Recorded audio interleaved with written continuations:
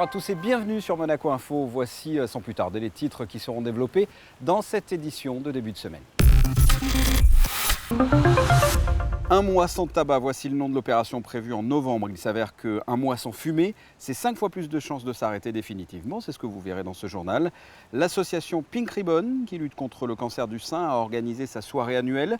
Vous pourrez écouter à cette occasion le ministre de la Santé sur les actions menées par le gouvernement dans ce domaine. Les tortues marines sont une espèce menacée, mais des nouvelles encourageantes viennent d'être annoncées par le musée océanographique. Et à l'issue de ce journal, toute l'actualité sportive de Monaco avec votre magazine Actu Sport présenté aujourd'hui par Émilie Rousseau. L'opération Mois sans tabac aura lieu en novembre, mais si vous êtes fumeur, vous le savez, arrêter la cigarette nécessite d'abord une étape de sensibilisation, comme vous l'explique Sandrine Nègre dans ce reportage. En finir avec le tabac grâce à ce défi. Le mois de novembre sans fumer, nous sommes en octobre et vous avez donc plusieurs jours pour vous préparer à relever ce challenge pour le bien de votre santé.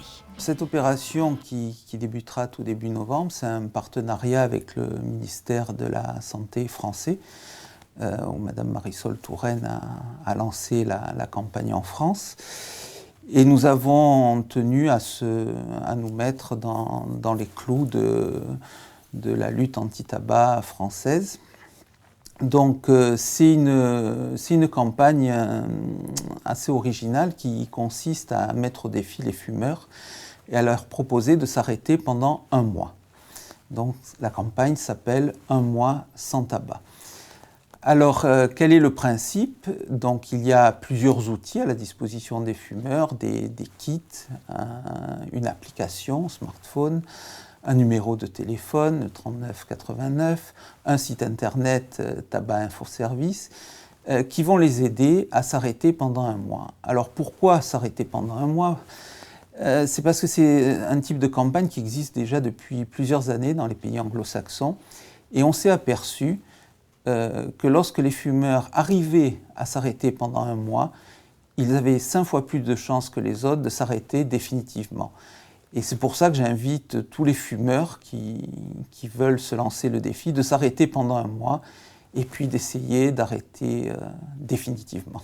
Rappelons-le, site internet tabac-info-service.fr, kit à retirer en pharmacie, application mobile à télécharger sur l'Apple Store et disponible sur Google Play, être suivi par un tabacologue par téléphone grâce au 3989. Avant et pendant, n'hésitez pas à obtenir du soutien par tous ces moyens. Restons dans le domaine de la santé et parlons à présent du cancer du sein. L'association monégasque Pink Ribbon est très active dans la lutte contre cette maladie. Eh bien, Pink Ribbon vient d'organiser sa soirée annuelle. Nous y étions. Reportage. Nous avons la taille idéale de ville-État, la bonne dimension. Nous avons un réseau extraordinaire de médecins, très dense sur nos 2 km². Nous avons des plateaux techniques exceptionnels. Nous avons les moyens financiers et nous avons surtout la volonté politique de faire de Monaco, et nous l'avons fait, un des pays leaders dans le monde en matière de prévention en santé publique. On vient nous demander notre avis, on nous demande nos conseillers médicaux dans de nombreux pays, parce que nous sommes aujourd'hui un pays exemplaire pour la lutte contre le cancer colorectal, contre l'ostéoporose, contre le cancer de l'utérus et pour la vaccination des jeunes filles contre le papillomavirus humain, mais aussi et surtout, et c'est ce qui nous rassemble ce soir, contre le cancer du sein. Nous avons l'année dernière créé un centre de sénologie au centre hospitalier Princesse Grace.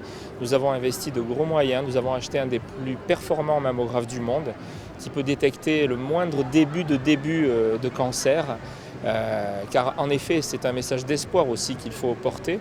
Quand on prend très tôt le cancer du sein par le dépistage, 90% des femmes en guérissent.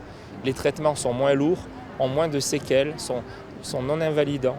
Donc c'est vraiment au plus tôt qu'il faut se faire dépister. Pour cela, j'ai écrit à toutes les femmes de la principauté, entre 50 et 80 ans, et le gouvernement prend en charge donc gratuitement à l'examen cette mammographie qui permet effectivement de se soigner au plus tôt et de guérir. Et je crois que ce que je suis venu dire ce soir aussi aux dirigeants de l'association, c'est que on peut espérer vraiment à court terme, grâce au progrès de la médecine, mais aussi grâce à cette campagne de dépistage, que plus aucune femme dans ce pays ne meurt d'un cancer du sein. Le reste de l'actualité en bref. Le souverain, dans la matinée, a reçu les lettres de créance de 3 nouveaux ambassadeurs au palais. Tout d'abord, son Excellence, Madame Ambika Devi-Luentel, représentant le Népal. Suivi 1 heure plus tard par le nouvel ambassadeur extraordinaire et plénipotentiaire du Mexique, Juan Manuel Gómez Robledo Verduzco. Et enfin, le souverain a reçu les lettres de créance de son Excellence Luca Niculescu, le nouvel ambassadeur de Roumanie. Toujours en bref, le Conseil des conférences épiscopales d'Europe était en session à Monaco, un conseil qui a permis de réunir les 39 évêques représentant l'ensemble des évêques d'Europe. Ils étaient en principauté de jeudi à dimanche dernier. Ces évêques ont été reçus par le ministre de l'Intérieur, Patrice Cellario, dans la résidence du ministre d'État dimanche matin pour un petit déjeuner. Elles sont souvent retrouvées sans vie après avoir avalé des déchets plastiques en mer. Les tortues sont au cœur des préoccupations du musée océanographique qui vient d'ailleurs de recevoir la visite d'une spécialiste de ces animaux marins. Voyez ce reportage de Sandrine Nègre. Elles sont devenues en quelques décennies aussi sensibles que les cétacés ou les coraux. Les tortues marines sont des témoins directs des dégâts causés par la main de l'homme, mais de récentes études ont révélé des résultats encourageants, comme ces pontes observées sur le littoral de Fréjus. Et vous allez l'entendre, à plus de 10 000 km de là, les tortues sont aussi au cœur de préoccupations. Moi, je suis basée en Polynésie depuis plus de 25 ans. Je suis vétérinaire, spécialisée en biologie marine. J'ai fait un doctorat sur l'écologie récifale également. Et donc, à la demande du gouvernement polynésien, j'ai créé un centre de soins pour tortues marines. Et petit à petit, on a continué à développer nos programmes avec des programmes pédagogiques pour les écoles de Polynésie, avec plus de 80 000 enfants que l'on a accueillis en 10 ans, 12 ans, donc c'est un gros volet. Et puis après, des programmes de recherche et de conservation sur les sites de ponte, des inventaires en mer, des suivis migratoires des tortues dans tout le Pacifique. Donc voilà, il y a plusieurs volets qu'on a rajoutés petit à petit et on se rend compte qu'au final c'était très important de commencer puisque ce sont des espèces avec un très grand cycle de vie et que donc l'étude ne peut pas être très courte, elle a forcément besoin d'être sur une grande période. Il y a beaucoup de signes qui nous donnent espoir, notamment par rapport à la compréhension de leur cycle de vie qui était déjà pas très connu il y a quelques années, donc on comprend mieux. Bien sûr, maintenant on se repositionne dans un cadre de réchauffement climatique global, donc on a des études complémentaires à mener.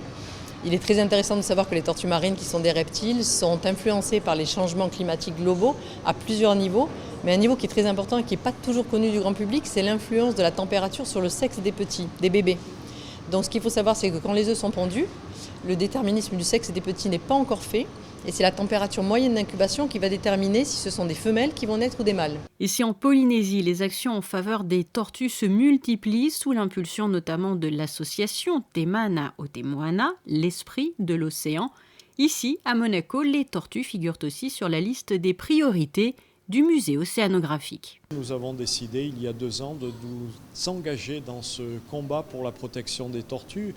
D'une part, leur donner les conditions d'avoir un océan en bonne santé, propre, avec des poissons à l'intérieur, et puis d'autre part, soigner celles qui méritent d'être soignées, parce que sinon nous n'arriverons pas à garder les populations à un niveau suffisant pour permettre de faire en sorte que ces populations justement puissent grandir à nouveau quand les conditions seront réunies. Nous avons un projet de création d'un centre de soins et d'ailleurs, excellente nouvelle, nous avons reçu les autorisations de construire, le permis de construire le 7 août dernier. Donc nous sommes en ce moment même dans une phase d'appel d'offres pour choisir l'entreprise de construction et les travaux devraient se dérouler dans le courant de l'année 2017.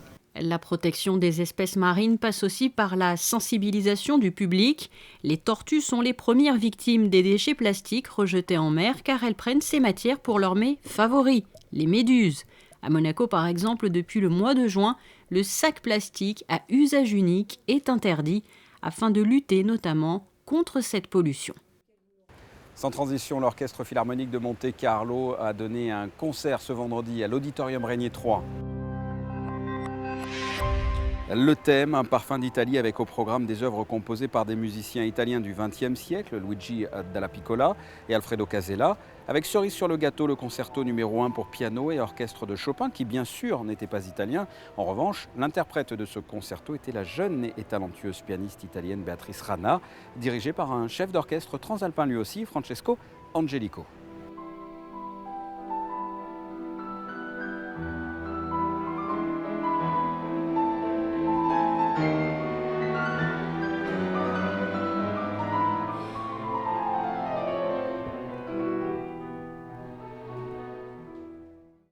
Quel temps va-t-il faire toute cette semaine? Voici la météo. Mardi, un ciel assez couvert avec de la pluie le matin. Cela devrait s'améliorer dans la journée avec quelques éclaircies. Il fera de 15 à 19 degrés. Mercredi, un temps sec et ensoleillé. Les températures varieront de 14 à 21 degrés. Jeudi, une nouvelle dégradation du temps. La pluie sera de retour. Il devrait y avoir des rafales de vent également jusqu'à 70 km/h. Vendredi, une journée encore médiocre, mais avec quand même moins de pluie et moins de vent. Et à partir de samedi, le retour d'un temps sec et assez beau. Il fera jusqu'à 20 degrés au meilleur moment de la journée. Ce journal est terminé, merci de votre fidélité. La suite de vos programmes sur Monaco Info avec, pour commencer, votre magazine Actu Sport présenté par Émilie Rousseau. À très bientôt, au revoir.